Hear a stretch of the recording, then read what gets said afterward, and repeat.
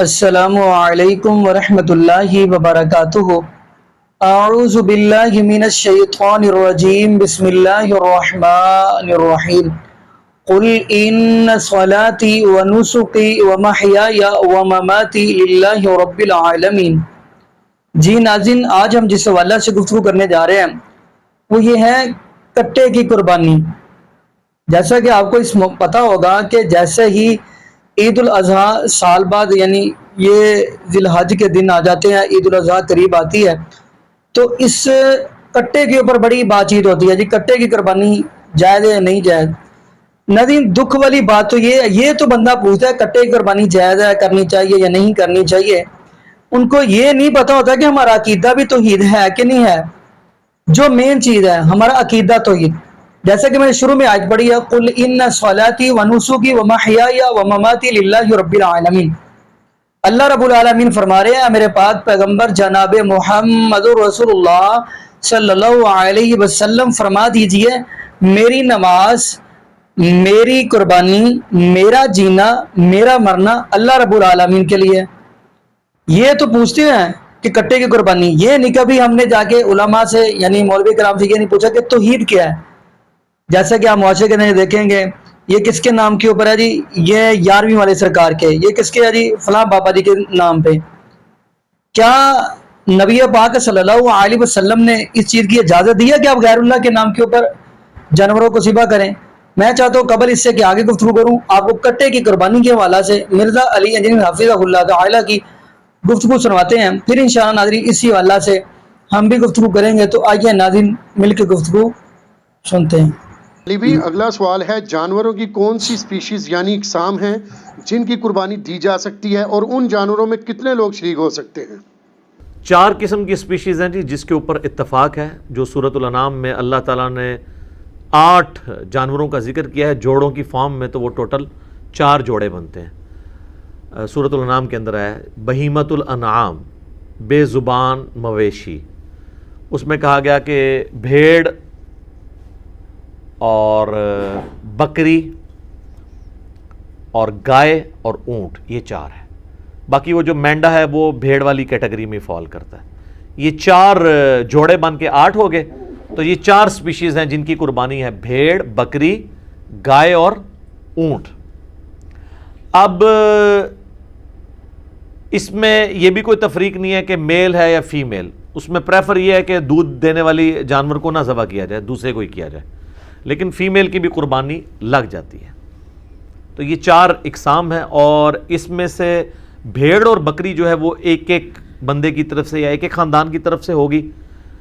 رہا اونٹ اور گائے، اس کے اندر 7 لوگ شریک ہو سکتے ہیں، پریفریبلی یہی ہے۔ صحیح مسلم میں حدیث ہے، صلح حدیبیہ کے موقع پر نبی علیہ السلام نے جو عمرے کے لیے گئے ہوئے تھے، تو عمرے کے لیے بھی آپ حدیثات لے کے جا سکتے ہیں، تو 7 لوگوں کو گائے اور اونٹ میں شریک کیا۔ جامع ترمذی میں ایک حدیث ہے کہ 10 لوگوں کو حج کے علاوہ قربانی کے موقع پہ کیا گیا۔ بعض لوگ اس حدیث کی صحت کے اوپر بھی گفتگو کرتے ہیں، حسن درجے کی روایت ہے، باقی احتیاط اسی میں ہی ہے کہ 7 حصے والی بات ہی پریفریبل ہے۔ شیعہ کے ہاں بھی جو اونٹ اور گائے ہے اس میں 7 حصے ہیں، مسلم شریف میں بھی 7 حصوں کا ذکر ہے، 10 بھی جواز کی تک موجود ہیں، اور یہ 7 حصے زیادہ سے زیادہ ہیں، 5 بھی رکھ سکتے ہیں، 5 بندے مل کے بھی ایک بیل لے سکتے ہیں۔ اور اس میں یہ نہیں ہے وہ کہتے ہیں نہیں لیں تو 5 لیکن اس سے 7 کریں، 5 پورے کر لیں اور باقی جو 2 بچے نا اس کے پھر 5 کر کے تھوڑے تھوڑے سب کو دیں، تو میتھمیٹیکلی تو لگ و شکار ہے، جس کو کہتے ہیں یعنی کمر درمیان میں، آپ چاہے سرانے والی سائڈ پہ سر رکھیں چاہے وہ پانتی والی سائڈ پہ، لیکن یہ حنفی آپ چلے جائیں، یہ جو کچھ کر رہے ہوتے ہیں وہ باقاعدہ 5 اگر لوگ شریک ہیں تو وہ کہتے ہیں نہیں اس سے 7 ہی ہوں گے، 5 دیے جائیں گے اور جو باقی 2 بچیں گے وہ اس کے پھر 5 کر کے دیے جائیں گے، تو آپ ٹوٹل کی 5 کر لیں۔ اور اس میں بعض لوگ ہوشیار بننے کی کوشش کرتے ہیں کہ تھوڑا سا کوئی امیر آدمی ہے نا تو وہ اچھا گوشت اپنی طرف لے جاتا ہے، یہ نہیں ہونا چاہیے، وہ ایکولی گوشت ڈیوائیڈ ہوگا، یہ نہیں ہے کہ ایک صرف گول بوٹی لے جائے گا، دوسرا صرف ہڈیاں لے کے چلا جائے گا، تیسرا صرف چربی اس کو دے دی جائے گی، نہیں، برابر ڈیوائیڈ، اور یہ یعنی انتظامیہ کی ذمہ داری ہے۔ بکری اور گائے، بکری اور بھیڑ یا دمبا، یہ ایک ایک خاندان کی طرف سے یا ایک ایک فرد کی طرف سے، اور گائے اور اونٹ میں 7 خاندان یعنی 7 افراد، وہ جو ہم پہلے ڈسکس کر چکے ہیں کہ خاندان کی طرف سے قربانی کافی ہے، تو وہ اس میں شریک ہوں گے. ٹھیک ہو گیا؟ جزاکم اللہ. علی بھی اگلا سوال ہے، قربانی کے جانور کی کم از کم عمر کتنی ہے؟ قربانی کے جانور کی عمر کا تو اس طریقے سے ذکر نہیں ہے.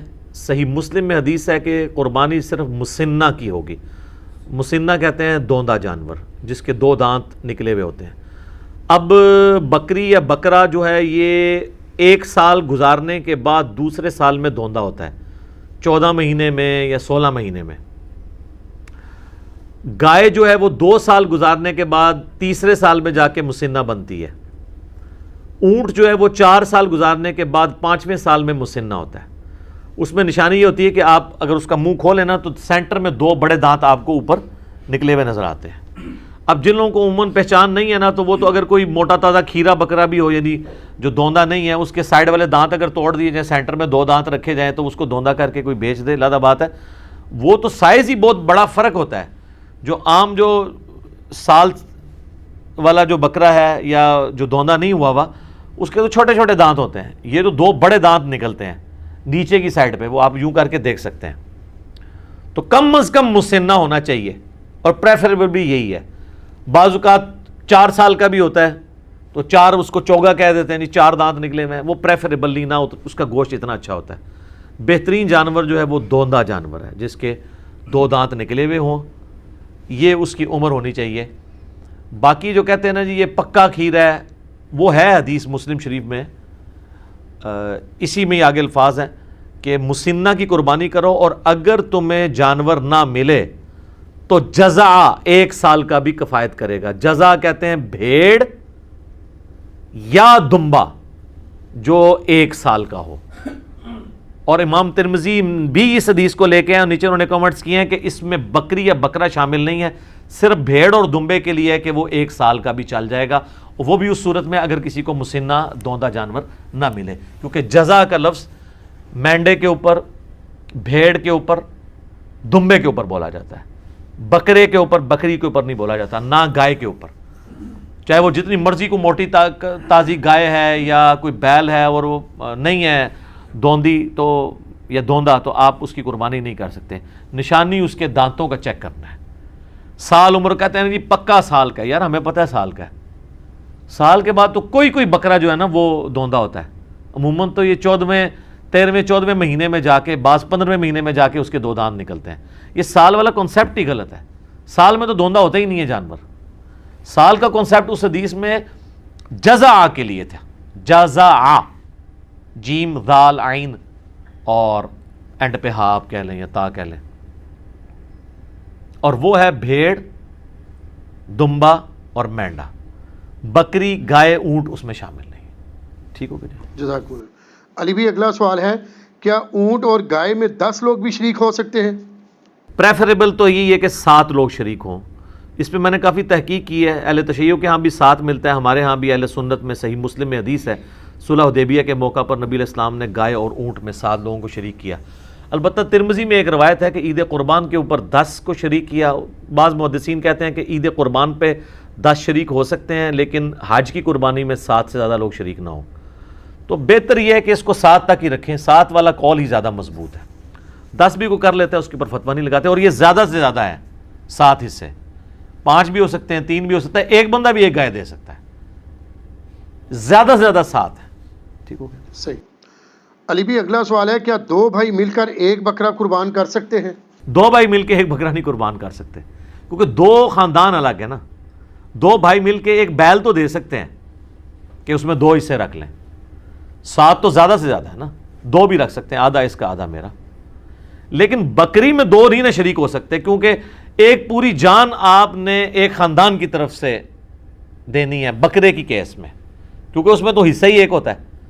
تو 2 بھائی مل کے ایک بکرا نہ دیں، بلکہ وہ بکرا خریدنے کی بجائے وہ بکرے کے رقم آدھی کر لیں تو 2 بھائی جو ہے وہ کسی تیسرے بندے کے بیل میں 2 حصے ڈال سکتے ہیں، اپنا اپنا حصہ ڈال دیں. تو اس طرح کر لیں. بکرے میں 2 بھائی شریک نہیں ہو سکتے. ٹھیک ہو گیا؟ جزاک اللہ.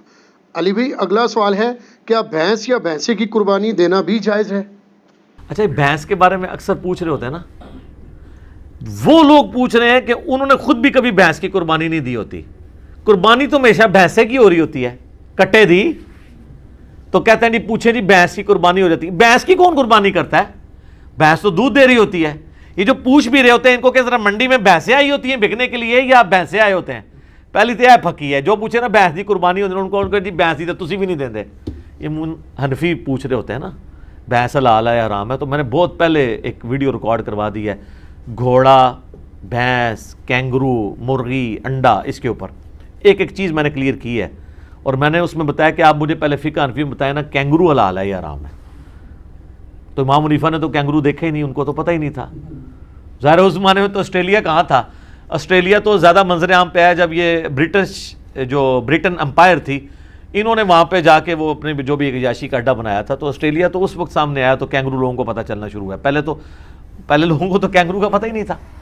تو وہ آج کے دور کا مسئلہ ہے. تو بھینس کے بارے میں آپ کتاب الاجماع جو ہے آپ اٹھائیں، پہلے 300 سال میں کتاب لکھی گئی ہے، اس کا اردو میں ترجمہ بھی ہو چکا ہوا ہے.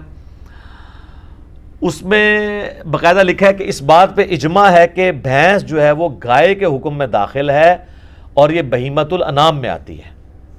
تو ہمیں جو لغت کے لوگ ہیں یہ بتاتے ہیں کہ گائے اور بھینس ایک کیٹیگری میں فال کرتے ہیں. اگرچہ یہ اسپیشیز ڈیفرنٹ ہیں لیکن اگر آپ اسے دقت نظر سے دیکھیں تو یہ ایک ہی جانور کی دو اسپیشیز ہیں.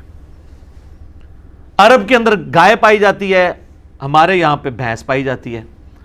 اچھا بھینسیں صرف ہمارے علاقے، آپ مصر میں چلے جائیں وہاں پہ بھی بھینسیں بہت ہیں. تو بھینس جو ہے وہ گائے کے حکم میں داخل ہے اور بھینس کی قربانی کا مسئلہ تو پھر حل ہو گیا. ویسے تو اس میں حنفی تو قائل ہیں بھینسے کی قربانی کے. اہل حدیث میں دو گروہ ہیں، کچھ کہتے ہیں کر لیں، کچھ کہتے ہیں نہ کریں، اس لیے کہ یہ ان 4 بہیمۃ الانام میں نہیں آتے جس کا ذکر سورۃ الانعام میں آیا ہے. بکری، بھیڑ اور گائے اور اونٹ. چونکہ گائے کا ذکر آیا تو گائے کی اسپیشیز میں یہ چیز داخل ہے بھینس.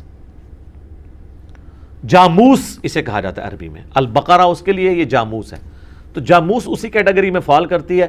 لہذا میرا بھی یہی خیال ہے کہ بھینس کی قربانی بغیر کسی کراہت کے، یا بھینسے کی قربانی کہنا چاہیے، وہ گائے اور بیل کی قربانی کی کیٹیگری میں فال کرے گی اور اس میں کوئی حرج نہیں ہے. باقی جس کو کوئی زیادہ تقوی کا حیض ہے وہ بچنا چاہتا ہے ضرور بچے، کسی اور کے اوپر فتویٰ نہ لگائے.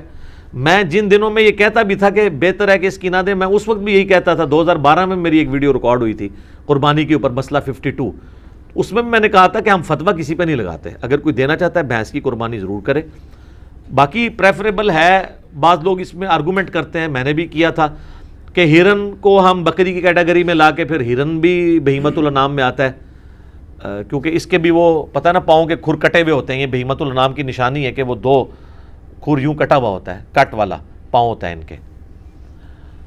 تو بعض گھوڑے کا پوچھ رہے ہوتے ہیں، گھوڑا اس میں نہیں آتا کیونکہ اس کے پاؤں کٹا ہوا نہیں، ویسے گھوڑا حلال ہے، اس پہ علیحدہ سے حدیثیں موجود ہیں. تو کہتے ہیں پھر کل کو ہرن کی بھی وہ قربانی کرے گا. بھئی ہرن بہیمۃ الانام میں آتا ضرور ہے لیکن اس کیٹیگری میں جو قرآن میں 4 آئے ہیں اس میں نہیں آتا. قرآن کی کیٹیگری میں، گائے کی کیٹیگری میں بھینس خود بخود فال کرتی ہے. لہٰذا بھینس یا بھینسے کی قربانی گویا گائے کی قربانی میں شامل ہے. اور یہ ہر علاقے کی اپنی غذا ہے. ہم لوگ تو یہ سرخ گوشت سے ڈرتے ہیں نا تھوڑا سا کھاتے ہوئے بھینس کے گوشت کو، لیکن آپ اگر کے پی میں چلے جائیں نا تو ہمارے جو پٹھان بھائی ہیں نا وہ بھینس کا گوشت جو ہے زیادہ شوق سے کھاتے ہیں ایز کمپیئر ٹو گائے کے گوشت کے. تو لہٰذا بھینس کی یا بھینس کی قربانی آپ کو پوچھے اس کو کہنا بھینس چھوڑو، بھینسا کہا کرو، کیونکہ بھینس تو دودھ دیتی ہے، وہ کس نے قربان کرنی ہے؟ کوئی بیمار ہو جائے، کوئی بالکل لاغر ہو جائے، اس طرح کی بھینس اگر قربانی کے لیے آتی ہے تو اس کی قربانی بھی نہیں لگے گی، یہ ذہن میں رکھیے گا. ہاں تو بھینسے کی قربانی لگنی چاہیے جو صحیح تازہ ہو، بہترین قسم کا، تو وہ اس کا گوشت بھی اچھا ہے. اور ٹھیک ہے، سنت ابراہیمی میں آئے گا. بنا ہوا بچڑا جو ہے وہ حضرت ابراہیم علیہ السلام بھی لے آئے تھے، قرآن میں آتا ہے. ان کو بعد میں پتہ چلا کہ یہ تو فرشتے ہیں، کھاتے نہیں ہیں. پہلے تو ان کو پتہ ہی نہیں چلا. اس سے عقیدہ علم غیب بھی کلیئر ہوتا ہے. ٹھیک ہے، تو وہ ڈر گئے اپنے دل میں کہ یہ کیوں نہیں کھا رہے، میرا نمک کہیں مجھے نقصان پہنچانے تو نہیں آئے. تو پھر فرشتوں نے کہا نہیں، ہم انسانی شکل میں آئے، ہم ہے فرشتے ہیں، قوم لوط پہ عذاب لے کے آئے. تو بھینس بالکل حلال ہے جی، اور حلال بھی ہے، اس کی قربانی بھی گائے کی کیٹیگری میں فال کرتی ہے. تو بے فکر ہو کے کریں، کوئی مسئلہ نہیں ہے. جزاک اللہ. علی بھی اگلا سوال ہے، قربانی کے جانور میں کون کون سے ایسے عیوب ہیں جن کی بنا پر قربانی کرنا جائز نہیں ہوگی؟ دیکھیں سب سے بڑا عیب تو یہ ہے کہ وہ دھوندا نہیں ہے، تو وہ قربانی نہیں ہوگی۔ جو مسلم شریف میں حدیث ہے کہ صرف مسنہ کی قربانی ہوگی، دوندے کی، اور اگر تم دوندا نہ پاؤ تو جزع 1 سال کا کفایت کرے گا۔ اور جزع کے بارے میں امام ترمذی نے ساتھ لکھ دیا اس حدیث کے کانٹیکسٹ میں، کیونکہ ترمذی میں بھی حدیث ہے، مسلم میں بھی موجود ہے، ترمذی میں بھی، کہ جزع سے مراد بھیڑ اور دمبا یا مینڈا آتا ہے، بکری اس میں فال نہیں کرتی، نہ گائے اور اونٹ، تو دوندے کی قربانی ہوگی۔ یہ تو ہوگی ایک بیسک شرط۔ باقی جامع ترمذی، ابو داؤد، نسائی، ابن ماجہ میں کئی ایک احادیث ہیں جن میں نبی علیہ السلام نے فرمایا کہ کسی ایسے جانور کی قربانی نہ کرو جس کے کان کٹے ہوئے ہوں، سینگ ٹوٹا ہوا ہو، اس کے جسم پہ گوشت کم ہو، وہ لاغر ہو، وہ بیمار ہو، کوئی بھی اس کے اندر زہری عیب ہو، لنگڑا ہو۔ یہ سارے الفاظ ابو داؤد، ترمذی، ابن ماجہ، نسائی میں موجود ہیں۔ لنگڑا، سینگ ٹوٹا، لاغر، کانا، آنکھ نکلی ہوئی، یعنی جو ایک جانور کو دیکھ کے آپ کہہ سکتے ہیں یہ عیب ہے اس کے اندر، کان کٹا ہوا ہے۔ سینگ، بعض اوقات جینون کوئی ایسے بیل ہوتے ہیں جو جن کو ہم مونے بکریاں یا مونے بیل کہتے ہیں، جن کے وہ سینگ نہیں ہوتے ہیں، لیکن بعض اوقات ایسا بھی ہوتا ہے کہ ایک کا سینگ ٹوٹ گیا تو دوسرے کو وہ ریتی پھیر کے مونا کر لیتے ہیں۔ وہ ہم نے کسی ایکسپرٹ کو دکھانا ہے کہ یہ سینگ جو ہے یہ جینون مونا ہے یا یہ مونا کسی اسلامی بھائی نے بنا دیا اسے، ٹھیک ہے، کیونکہ ایک سینگ ٹوٹا تھا تو دوسرا بھی توڑ دیا۔ اور اس کے بھی چانسز ہوتے ہیں کہ سینگ ٹوٹا ہوا اور وہ کسی طریقے سے اس کے اوپر کوئی ایڈہیسو لگا کے وقتی طور پہ اس کو جوڑ دیا جائے۔ تو یہ جب آپ یہ سینگوں والی بھی کوئی بھی جانور آپ لیں نا تو اس کو ذرا زور سے پکڑ کے کھینچ لیا کریں، کیونکہ یہ بے شک ایلفی سے بھی جوڑا ہو نا، وہ جھٹکا نہیں برداشت کرتی، الا یہ ہے کہ کوئی انجینئر ہو تو وہ اس میں کوئی پیچ فٹ کر دے، تو ظاہر ہے وہ تو آپ جتنا 2 بندے بھی کھینچیں گے سینگ نہیں ٹوٹنے لگا، یہ پاسبل ہے۔ یہ جس طرح آپ کو پتا دانت ٹوٹ جائے نا تو ڈرل کر کے نا اس کا وہ فیمیل پورشن نیچے رکھتے ہیں، میل پورشن اوپر سے اس کو وہ چوڑی کے ساتھ کس دیتے ہیں۔ اگر اس طرح کا کوئی ڈرل کر کے وہ نیچے اس کے کوئی پھنسا دی جائے اس طریقے سے اس کا فیمیل پورشن، اور اوپر سے سینگ میں وہ کر کے، تو پھر تو ظاہر آپ کھینچیں گے بھی تو نہیں جائے گا۔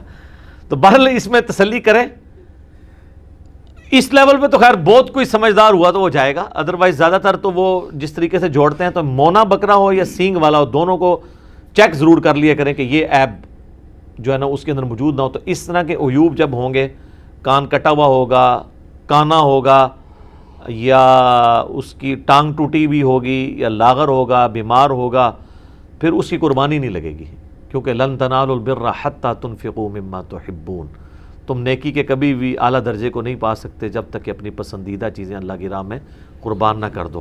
پارہ نمبر 4 کا آغاز اسی سے ہو رہا ہے، سورۃ النساء کی آیت ہے۔ تو یہ جناب وہ عیوب ہے۔ اور عیب کے والے سے ایک چیز یہ بھی یاد رکھیے گا، اگر عیب جانور میں بعد میں پیدا ہوا ہے نا تو پھر اس کو عیب نہیں کہا جائے گا۔ مصنف عبدالرزاق کے اندر حدیث ہے کہ عبداللہ ابن زبیر نے ایک کانی اونٹنی دیکھی تو انہوں نے کہا اگر تو یہ کانی جو ہے نا وہ خریدنے کے بعد ہوئی ہے نا پھر تو قربانی کر لو، اور اگر یہ خریدنے سے پہلے کی تھی تو اس کی قربانی کوئی نہیں۔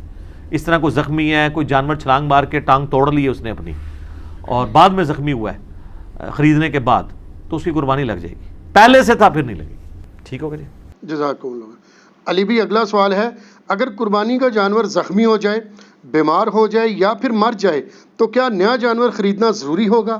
نیا جانور کوئی خریدنا ضروری نہیں ہے، لا یکلف اللہ نفسا الا وسعہا۔ آپ نے ظاہر جمع پوجی کے ساتھ یہ سب کچھ کیا، اب وہ ایک قدرتی آفت اللہ کی طرف سے آ گئی ہے، تو اب اللہ تعالیٰ آپ کو مجبور نہیں کرتا کہ جی آپ نے ضرور نیا جانور خریدنا ہے۔ ظاہر ہے کہ آپ نے تو اپنی کمٹمنٹ شو کر دی تھی، اور بعض اوقات جانور لینے کے بعد بیمار ہو جاتا ہے، تو اب لینے کے بعد بیمار ہوا ہے اور آپ کسی ایکسپرٹ کو دکھائیں اور وہ کہے کہ یہ قربانی تک نہیں چلے گا، تو آپ قربانی سے پہلے اسے ذبح کر لیں تاکہ کم از کم اس کا گوشت تو کھا سکیں، یہ نہ ہو کہ وہ آرام موت مر جائے، وہ آپ کھانے کے قابل بھی نہ رہے۔ تو قربانی آپ کی اللہ کے حضور لکھی گئی سر، وہ تو سورۃ الحج میں ہے کہ اللہ تعالیٰ کو نہ تو گوشت پہنچتا ہے نہ خون، وہ تو تمہارے دلوں کے تقوی کو دیکھتا ہے۔ صحیح مسلم میں حدیث ہے اللہ تعالیٰ تمہاری شکلوں اور مال کو نہیں دیکھتا، دل اور اعمال کو دیکھتا ہے۔ لہٰذا اگر اس طرح کا مسئلہ ہو گیا تو ٹینشن لینے والی ضرورت نہیں ہے۔ اسی طریقے سے اس میں ایک فقہ حنفی والوں نے ایک پتہ نہیں مسئلہ گھاڑ لیا ہے، وہ کہتے ہیں کہ اگر کسی شخص پہ قربانی سنت موقدہ تھی ہمارے نزدیک اور ان کے نزدیک واجب تھی، اور اس نے جانور لیا تو اس کا جانور مر گیا یا زخمی ہوا اور ذبح کرنا پڑ گیا تو خیر ہے، اس کو نیا جانور لینے کی ضرورت نہیں. لیکن اگر کسی غریب آدمی نے لیا اور اس کا اس طرح مر گیا تو اس کو تو لازمی لینا پڑے گا. یہ بالکل الٹ بات ہے نا، یعنی جو بالکل وہ اس بیچارے نے تو پہلے اتنی مصیبت سے لیا ہے، وہ کہتے ہیں اس لیے کہ اس نے جان بوجھ کے اپنے اوپر واجب کروا لیا ہے، کیونکہ انہوں نے ایک بنیاد ہی غلط کھڑی کر لی تھی. تو وہ کہتے ہیں کہ وہ اس منت کی کیٹیگری میں فال کر جائے گا جیسے منت پوری کرنی ہی کرنی ہوتی ہے. تو منت اگر آپ نے پوری کرانی ہے تو منت توڑوا لیں اس سے، اور 3 روزے غریب سے رکھوا لیں، کیونکہ بخاری مسلم میں آتا ہے قسم توڑنے کا جو کفارہ ہے وہی منت کا کفارہ ہے.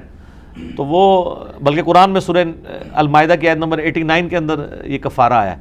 3 روزے رکھ لے بجائے کہ بیچارہ پھر پیسے جوڑنا شروع کرے. تو یہ بالکل باطل مسئلہ ہے. آپ کی قربانی ہو گئی، ٹھیک ہو گئی. جزاک اللہ. جی ناظرین، آپ نے یہ ویڈیو ملاحظہ فرمائی. خیر گفتگو تو آپ نے سن لی، لیکن ناظرین میں وہی بات کروں، عقیدہ توحید. نبی ابراہیم علیہ السلام کی یاد کو تازہ کیا جاتا ہے. جیسے اللہ رب العالمین نے قرآن پاک کے اندر فرمایا لَقَدْ كَانَ لَكُمْ فِي رَسُولِ اللَّهِ أُسْوَةٌ حَسَنَةٌ. اللہ رب العالمین فرماتے ہیں میرے پاک پیغمبر جناب محمد رسول اللہ صلی اللہ علیہ وسلم کی زندگی آپ کے لیے بہترین نمونہ ہے. ایسے ہی آپ 28 سپارہ یعنی 28 سپارے کے اندر دیکھیں گے، وہاں پہ اللہ رب العالمین نے فرمایا کہ جد الانبیاء حضرت ابراہیم علیہ السلام کی زندگی بھی آپ کے لیے بہترین نمونہ ہے. تو ناظرین اگر حضرت ابراہیم علیہ السلام کا عقیدہ دیکھیں، آپ سورۃ الانبیاء کا مطالعہ کریں، آپ سورۃ الشعراء پڑھیں، آپ سورۃ العنکبوت پڑھیں، سورۃ مریم پڑھیں، سورۃ ابراہیم پڑھیں. نبی ابراہیم علیہ السلام بار بار یہی بات کہہ رہے ہیں اپنے باپ کو اور اپنی قوم کو کہ اللہ کے علاوہ کسی کی پوجا نہیں کرنی، اللہ کے علاوہ کسی کے سامنے جبین نیاز نہیں جھکانی. بار بار یہی الفاظ ہیں. پھر اس امت کو یہ جو اس وقت معاشرہ چل رہا ہے، ان کو کیوں نہیں پتہ چلتا کہ نبی ابراہیم علیہ السلام کا عقیدہ تو ہی یہ تھا کہ اللہ کے علاوہ کوئی معبود نہیں. پھر ان کو کیوں نہیں پتہ کہ اب دیکھیں اس معاشرے کے اندر اللہ کو چھوڑ کر غیر اللہ کی پوجا ہو رہی ہے، اللہ کو چھوڑ کر قبروں مزاروں کے اوپر درباروں کے اوپر سجدے ہو رہے ہیں، کیا کچھ ہو رہا ہے. ان کو کیوں نہیں پتہ چلتا. اور اگلی بات، اب کچھ لوگ یہ بھی کہیں گے، مجھے پتہ ہے یہ بھی لوگ کہیں گے کہ نہیں جی یہ تو ساری بتوں کے بارے میں آیتیں نازل ہوئی ہیں. تو ناظرین پھر سورۃ الاعراف کی آیت نمبر 196 آپ 196 نمبر دیکھیں گے تو وہاں پہ تو اللہ رب العالمین فرما رہے ہیں ان الذین تدعون، یعنی اس آیت کے اندر اللہ رب العالمین فرما رہے ہیں کہ جن کو آپ پکارتے ہو اللہ کو چھوڑ کر، عباد امثالکم، وہ آپ کی طرح بندے ہی ہیں. یہ پھر کن کے بارے میں آیت نازل ہوئی ہے؟